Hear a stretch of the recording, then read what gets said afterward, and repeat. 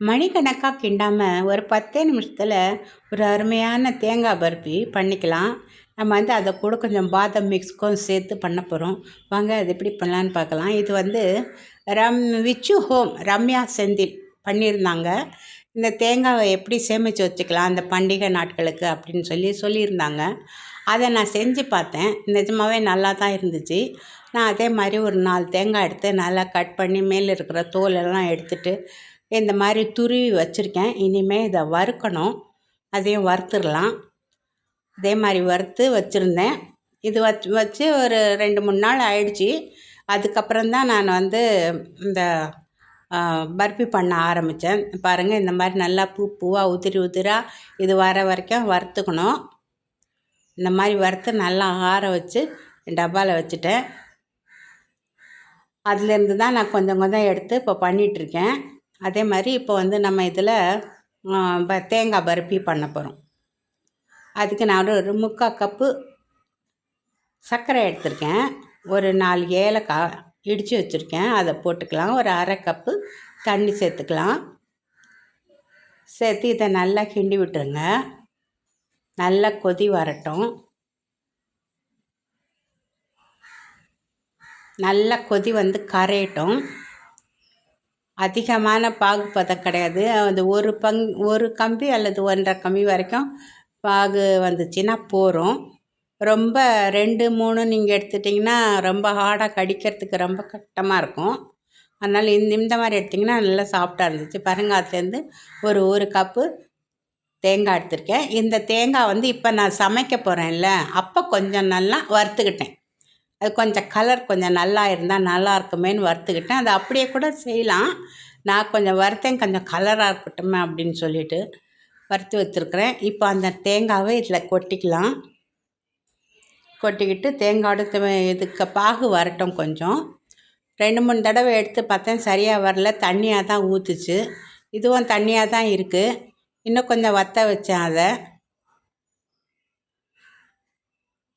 இப்போ சரியாக வந்துடுச்சு பாருங்கள். இவ்வளோ வந்தால் போகிறோம். இப்போ இதில் நம்ம அந்த தேங்காய் பூவை கொட்டிக்கலாம்.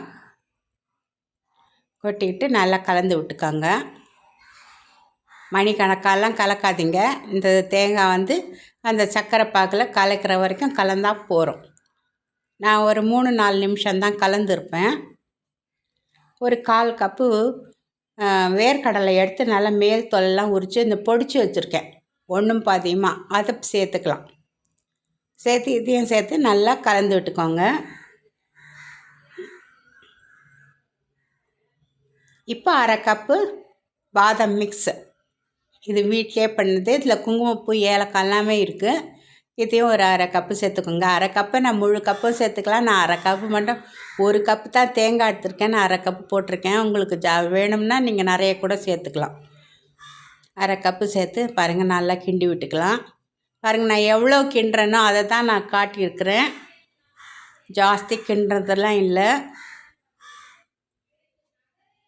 நான் பக்கவாட்டில் இருக்கிறதெல்லாம் நல்லா சுரண்டி இல்லாட்டி வேஸ்ட் ஆகிடும். நல்லா கிண்டி விட்டுக்கலாம். இப்போ வந்து அடுப்பு வந்து மிதமான சூட்டில் தான் வச்சுருக்கேன். ரொம்ப பெரிய அனலாக இல்லை. இதில் வந்து 2 ஸ்பூன் நெய் விட்டுக்கலாம். ஜாஸ்தி நெய் வேண்டாம், 2 ஸ்பூன் மட்டும் போதும். போட்டு நெய் விட்டு இதையும் கலந்துக்கலாம்.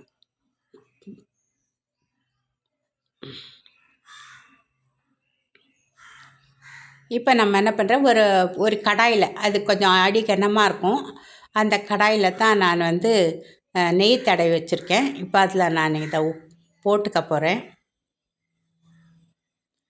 அவ்வளோதான். இப்போ எதுவும் இதில் போட வேண்டியது இல்லை. எல்லாத்தையுமே போட்டாச்சு. எல்லாத்தையும் நல்லா கலந்தாச்சு. ரொம்ப கெட்டியாக வர வேண்டாம், ரொம்ப தண்ணியாகவும் இருக்க வேண்டாம். கொஞ்சம் மெதமாக இருந்தால் போகிறோம். போட்டோன்னா அந்த மடிப்பாக கொஞ்சம் விழணும். அப்படி வந்தால் போகிறோம். அதுதான் சரியான பதம். இப்போ பாருங்கள், இந்த பாத்திரத்தை தான் நெய் தடவி வச்சுருக்கேன். இப்போ இதில் நம்ம இதை கொட்டிக்கலாம். அடுப்பு ஆஃப் பண்ணிவிட்டு எடுத்துடலாம். அதை கொட்டிட்டு நல்லா நம்ம அழுத்தி அழுத்தி இதை வச்சுக்கணும்.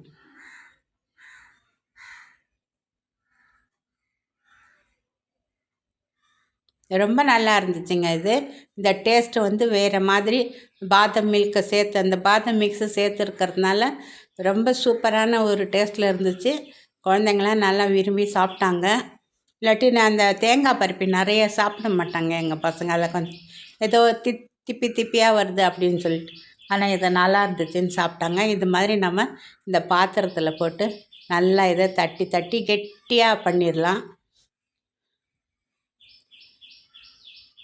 இது கொஞ்சம் சூடாக இருக்கும்போதே நம்ம வந்து துண்டு போட வேண்டாம், அந்த அடையாளம் மட்டும் போட்டுக்கலாம்.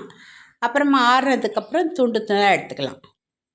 கட் பண்ணி அடையாளம் மட்டும் போட்டுக்கலாம்.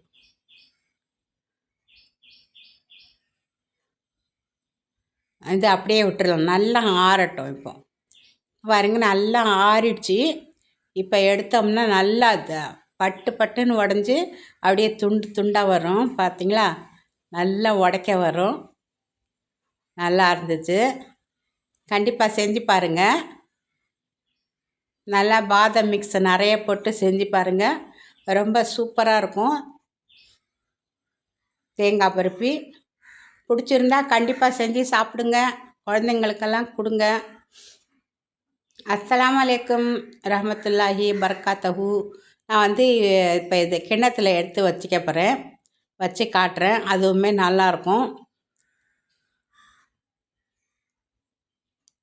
பாருங்க எப்படி அச்சு வெல்லம் மாதிரி இருக்குது பார்க்குறதுக்கு. நன்றி, வணக்கம். அஸ்ஸலாமு அலைக்கும் வரஹ்மத்துல்லாஹி வபரகாத்துஹு.